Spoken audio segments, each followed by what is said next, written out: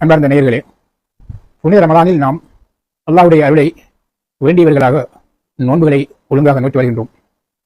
நோன்பு முஸ்லிம் சமூகத்துக்கு ஏனைய சமூகத்தவர்களுக்கு கடமையாக்கப்பட்டது போன்று கடமையாக்கப்பட்டுள்ளது என அல் குர்ஆன் இயம்புகிறது.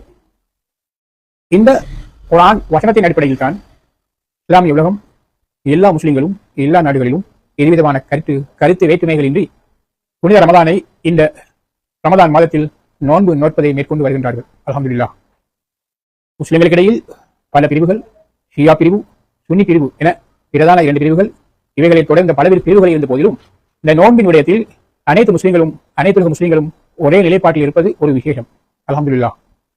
நோன்பு என்பதை நாங்கள் சாதாரணமான மக்களுடைய நோன்பு, இறை விசுவாசிகளின் பக்தி உள்ளவர்களின் தக்வாதாரிகளின் நோன்பு, அதே போன்று அல்லாஹ் தஆலாவை அடைந்த அல்லாஹ் தஆலாவுடைய பெரும் பேறுகளை அடைந்த இறை நேசர்களின் நோன்பு என 3 பாகங்களாக நாங்கள் பிரித்து விளங்கி வைத்துள்ளோம்.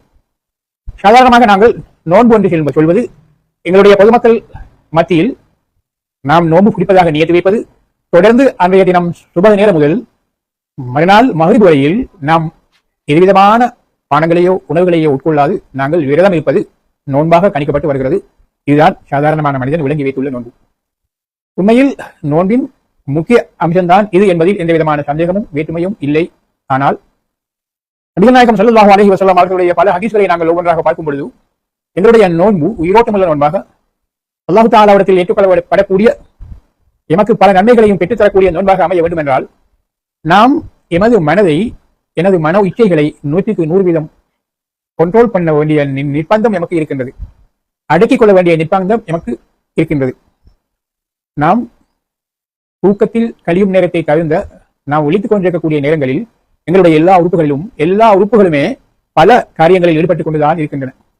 கையொன்றை செய்யும், காலொன்றை செய்யும், நாவு இன்னம் ஒன்றை செய்யும், காது இன்னம் ஒன்றை செய்யும், கண் இன்னம் ஒன்றை செய்யும். இந்த விதமாக எல்லா உறுப்புகளும் செய்யக்கூடிய அந்த வேலைகள் அனைத்துமே இஸ்லாத்தில் ஷரியத்தில் அனுமதிக்கப்பட்ட வேலைகளா இல்லையா என்பதை உணர்ந்து தெளிந்து நோன்பு பிடித்துக் கொண்டிருக்கக்கூடிய இந்த நேரத்தில், நோன்பாளிகளாக நாம் கழிக்கக்கூடிய இந்த நேரத்தை எந்த விதமான பாப காரியங்களிலும் எங்களுடைய உறுப்புகள் ஈடுபடாமல் முழுமையாக எங்களுடைய உறுப்புகளை நாங்கள் அடக்கி கொண்டால் நாங்கள் நோக்கக்கூடிய நோன்பு இறை எச்சமுள்ள நோன்பாக, உயிரோட்டமுள்ள நோன்பாக, பல நன்மைகளையும் எங்களுக்கு பெற்றுத் தரக்கூடிய நோன்பாக அமையும் என்பதில் எந்த விதமான சந்தேகமும் இல்லை. தொடர்ந்து கவனியுங்கள். அல்லாஹ் தஆலாவை அடைந்த விலாயத்து பெற்ற இறை ஞானிகள், இறை நேசர்களுடைய வாழ்க்கையை வரலாற்றை நாங்கள் பார்க்கும் பொழுது அவர்கள் குடிப்பதிலிருந்தும் உண்பதிலிருந்தும் தவிர்த்து கொண்டது மாத்திரமல்ல, பாபகாரியங்களில் தங்களுடைய உடம்பு உறுப்புகள் ஈடுபடுவதிலிருந்து தப்பித்துக் கொண்டது, பாதுகாத்துக் கொண்டது மாத்திரமல்ல, நோன்பு ஆரம்பித்த நேரத்திலிருந்து இறுதி நோன்பு திறக்கும் நேர வரையில் அவர்கள் இறை சிந்தனையிலேயே லயித்திருந்தார்கள். அல்லாஹ் தஆலாவையே அவர்கள் லயித்து வந்தார்கள். அவர்களுடைய சிந்தனை இறை சிந்தனையிலேயே மூழ்கி இருந்தது. இது எங்களால் நினைத்து கூட பார்க்க முடியாத ஒரு கட்டம். நபிகள் நாயகம் ஸல்லல்லாஹு அலைஹி வஸல்லம் அவர்கள் சொன்னார்கள், இன்ன ஷைத்தான யஜ்ரி மினல் இன்சானி மஜ்ரத் தம்.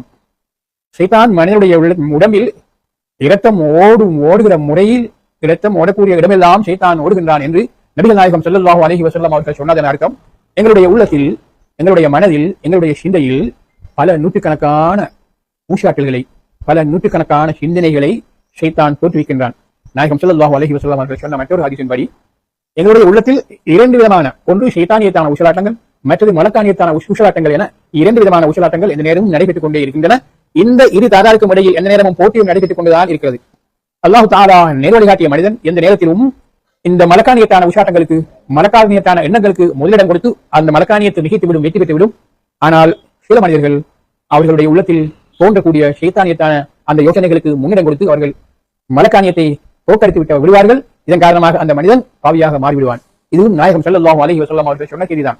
இந்த அடிப்படையில் நாங்கள் பார்க்கும் பொழுது இந்த ரமலான் ரஹமத்துக்குரியது, மக்ஃபிரத்துக்குரியது, இத்தகும் மினன்னார், நரக விடுதலைக்குரியது என்றெல்லாம் நாங்கள் சொல்கின்றோமே, இது எல்லோருக்கும் பொதுவான மழை பெய்வது போன்றதானா அல்லது ரமலானை உரிய முறையில் பயன்படுத்தியவர்களுக்கு உரியதுதானா என்பதை நாங்கள் கட்டாயம் சிந்திக்க வேண்டும்.